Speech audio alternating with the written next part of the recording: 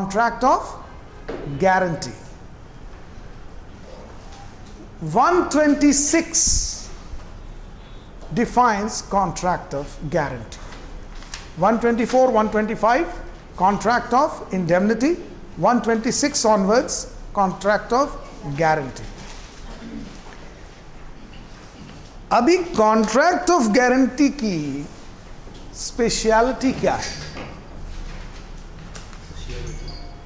Contract of guarantee is not a bi-party contract. It's a tripartite contract.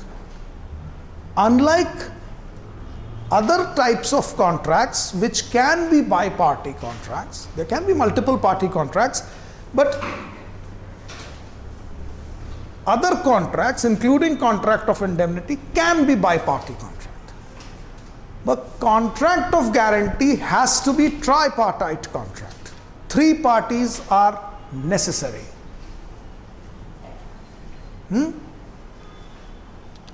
Who are the three parties? The person who guarantees the fulfillment of promise or performance of contract in case of the default by the original promisor. 126 says, the one who promises, who guarantees the performance of the contract or fulfillment of the promise, and in case of the default of the original promisor, to compensate that default. This person who guarantees is known as surety. The person for whom he is guaranteeing is known as principal debtor. The person for whom he is guaranteeing is known as principal debtor. And the person to whom this guarantee is given is known as creditor. The person to whom this guarantee is given is known as creditor. So there are three parties to the contract of guarantee. Three parties to the contract of guarantee. What are the three parties? Surety, principal debtor, and creditor. Surety is the person who is giving guarantee. Principal debtor is the person to whom, for whom the guarantee is given, and the creditor is to whom the guarantee is given. These are the three parties into the contract of guarantee. Now, important thing to understand that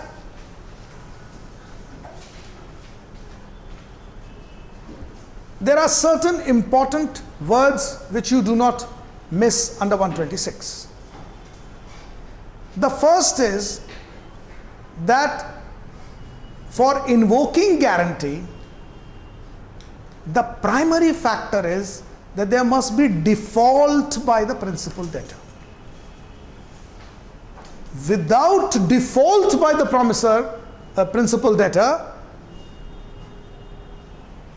the invocation of contract of guarantee against the surety is not allowed.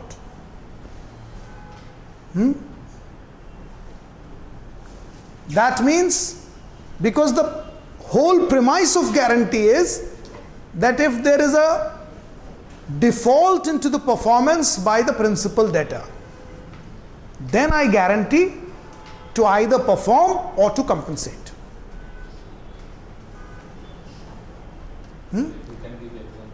So the suit cannot be filed directly against the secondary debtor, sidelining the principal debtor. It has to be in that order.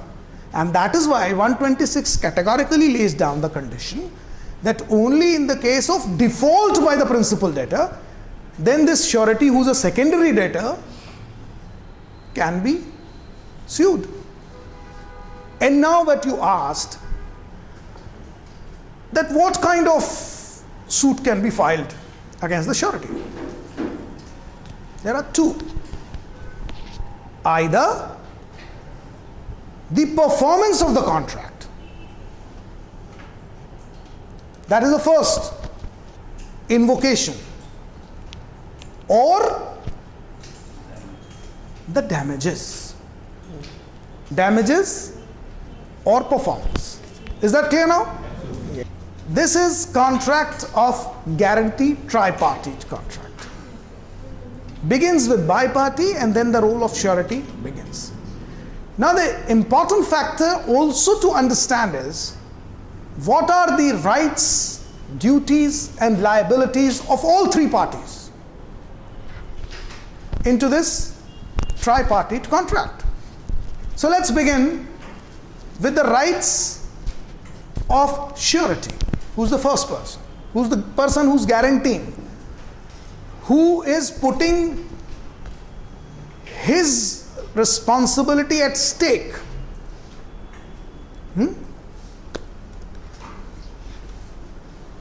So the first right is that he shall be responsible only after the default of the principal debtor. That is his first right. That means nobody can invoke the contract of guarantee against the surety minus the default by the principal debtor. The second right of surety is to be compensated by the principal debtor.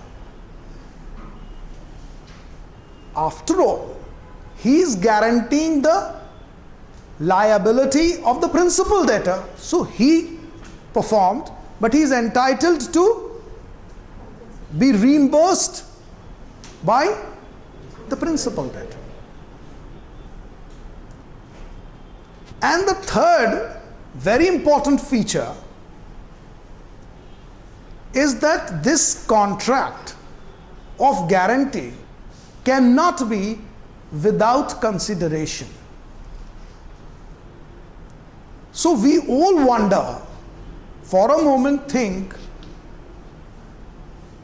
that in a bi-party contract,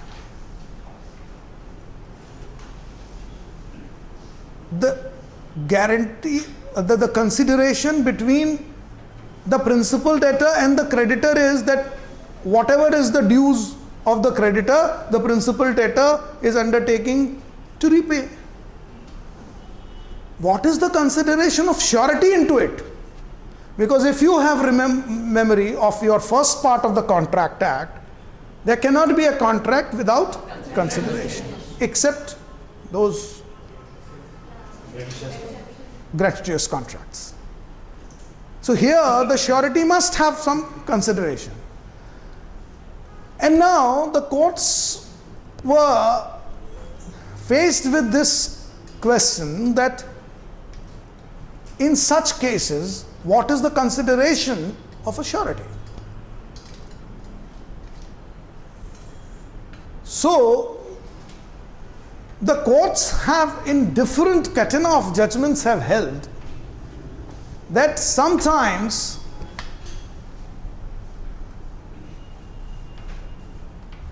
when he enters into a contract with the creditor, that I guarantee the performance of the contract, please allow him to enter into that transaction or to the business or to have the goods, the payment I guarantee. This allowance to the principal debtor is a consideration to the surety. So the primary feature, please remember, after default is that there should be a contract of guarantee. If there is no contract of guarantee, there is no liability to the surety. These are the rights of surety. Now what are the rights of the creditor?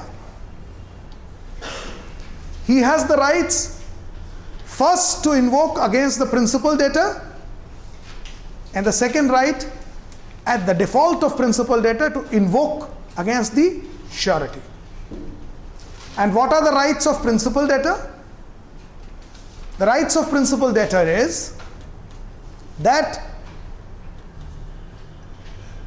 unless and until he commits a default, his surety should not be disturbed.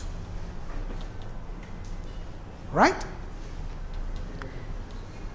And one more right of surety, please don't forget, is that he has the right of subrogation. Why would the surety be willing to take up risk on behalf of the principal debtor? All right, fantastic, because that's his business. But what does he gain out of it? That's what I said, that without gain, without consideration, there cannot be a contract of guarantee. The whole insurance business is a contract of guarantee. Right. You pay premium to the guarantor,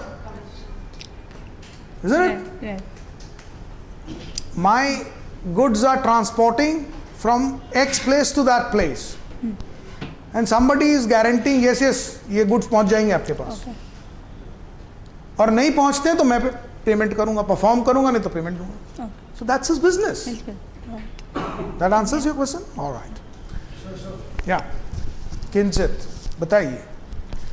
If even the guarantor couldn't perform the contract, then so who is to be sued? As in the original promisor or the guarantor? Both. Both. Okay.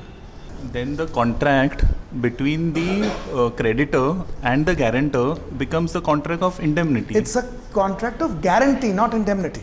It's a contract of guarantee. He is promising of No, please. saving the losses. No. I'll clarify. That's why I said, please be very careful in 124 and 126. 124, which defines in contract of indemnity, is a bi-party contract where the principal debtor himself is promising to indemnify. If there is lack of performance or default of performance, I shall be responsible. I am indemnifying. See, The I gave conduct you of any other person as well. correct. That's what I have given you an example, that I have moved an application to the society to declare me the survivor and the member of your society in the event of the death.